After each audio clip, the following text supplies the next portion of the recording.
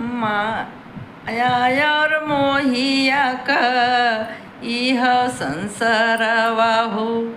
माया और मोहिया का इह संसारवा हो। सब कुछ प्रभु जी के हाथ जी। सब कुछ प्रभु जी के हाथ जी। यही मानव दुनिया में एक पख पीतर पक हो। यही मानव दुनिया में एक पख पीतर पक हो। रच दिहल उहे भगवान जी। रच दिहल उहे भगवान जी। माया और मोहिया का इह संसारवा हो। सब कुछ प्रभु जी के हाथ जी।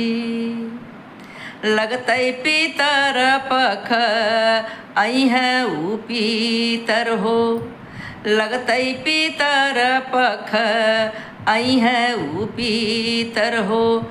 देखिया नयापन परिवार जी। देखिया नयापन परिवार जी। उन्हीं का स्वागत कर आज के मनई हो।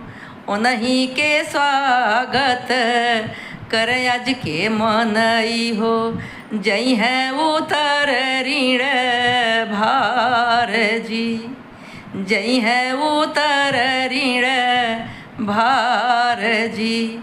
माया और मोहिया का इह संसारवा हो।